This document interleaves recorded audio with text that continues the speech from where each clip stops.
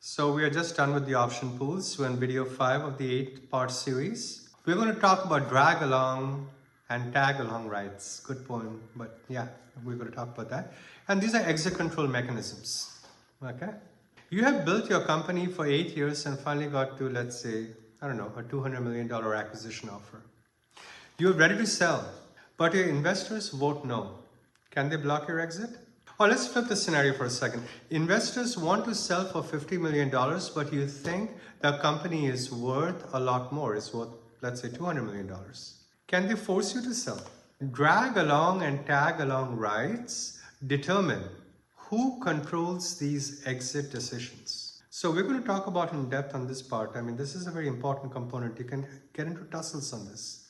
Drag along and tag along rights control when shareholders can be forced to sell or can demand to sell alongside others.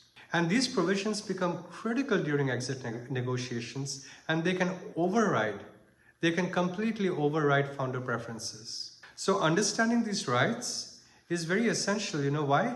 Because they determine who ultimately controls the timing of the exit and the pricing of the exit. So let's get into the meat of the matter.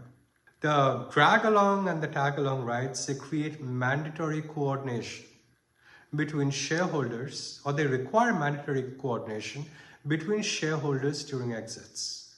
So let's differentiate those two. Drag along rights are simply majority that can force a minority to sell. And this is how it works. If shareholders holding a majority of shares, usually including investor preferred shares, they want to sell, they can force all of the shareholders to sell at the same terms. And this is what a typical structure would look like. If holders of at least 50% of outstanding shares approve a sale, all shareholders must sell their shares at the same price and terms. A mouthful. So a real world example here. A company, let's say you have founders, they have 40% ownership. You have Series A investors, they have 35% ownership. You have Series B, they have 25% ownership. So now you have 60%, right? 60, yeah. So Series A and B, they have 60% ownership. And they receive an acquisition offer for $100 million. They can force founders to sell, even if founders want to hold out for more money. Why investors want this? Number one, it prevents the founders from blocking reasonable exit opportunities. After all, the investors want to make money. It ensures clean transactions. Buyer wants 100% ownership. It protects against holdout problems in later rounds. Then there are founder concerns.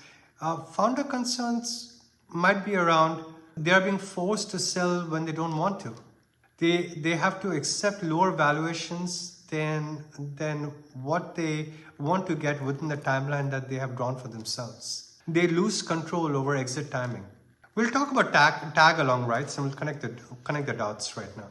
This is where a minority can demand to sell, and this is how it works. If major shareholders are selling their shares, small shareholders have the right to sell proportional amounts at the same terms.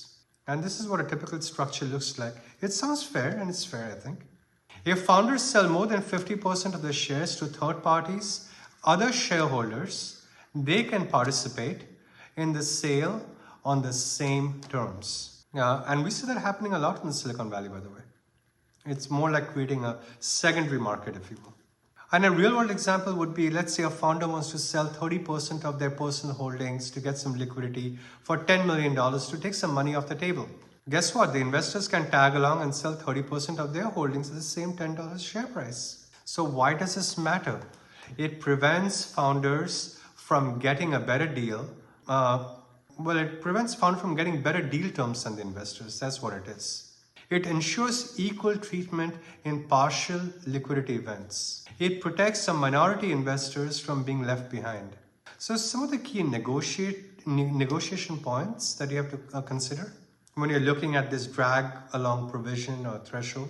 50% threshold, keep a lower bar, and it's easier for investors to force the sales. 67% threshold, higher bar, it gives founders more protection. So always try to go for the higher bar. Majority of each class, both common and preferred, they must agree. Try to drive toward that tactic. Look for minimum price protection. Drag along will only apply to sales above a certain value, a certain exit value, or Y times invested capital. Nothing to do with liquidation preferences. Y times exit invested capital. Protect against the fire sale scenarios. So let's look at the tag along exceptions. The common exceptions for founders. You want to be able to transfer to family members for estate planning transfers. You might consider small secondary sales below certain thresholds. You might, there'll be transfers to employee stock ownership plans. You might consider acceleration and voting. Some structures require board approval for drag along sales, and you might even require, independent director approval is required as well. That's one thing I'm not sure about, but I think you need approval from independent director. Then there's a fairness opinion for controversial prices. And there are time limits, What are the drag along rights? Do they expire after 5 years after investment? So this provides founders eventual freedom from investor exit control. And when you have multiple rounds, it creates complexity, right? With multiple rounds, which investor classes can initiate the drag along? How do liquidation preferences affect the drag along calculations? Do later investors have stronger or weaker drag rights? What about the holdout problem? Without drag along rights, one small shareholder can block entire acquisition. With overly broad drag along rights, founders lose control over their life's work. So be mindful of that. So one of the ways you want to negotiate is that you accept the drag along. There's no issue. It can be fair, but with reasonable price minimums. Try to negotiate the tag along exceptions for like estate management. Family transfers. Consider time limits on investor drag rights. They don't have infinite time. And ensure that there's a fair process requirement. You go through the board approval, etc. And look at the due diligence impact. Buyers often require drag along rights to ensure a very clean transaction. Companies without those drag along rights, they may face some buyer resistance or lower valuations. So in conclusion, the way I think about drag along and tag along, they are fair.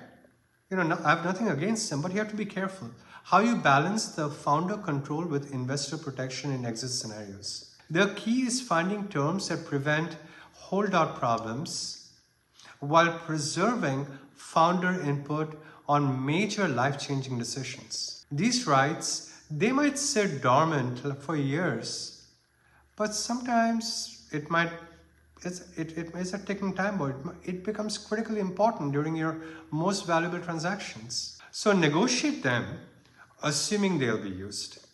With that said, I hope this was helpful. It's not a very, very big term in the term sheets, but it's something to be aware of. We will talk about pro rata rights in the next video. This is where we talk about the investor privilege that can crowd out new capital and complicate future fundraising. Okay? There's a little bit of game theory in there. So looking forward to seeing you in the next video number 6 on pro rata rights. Thank you for your time. Take care.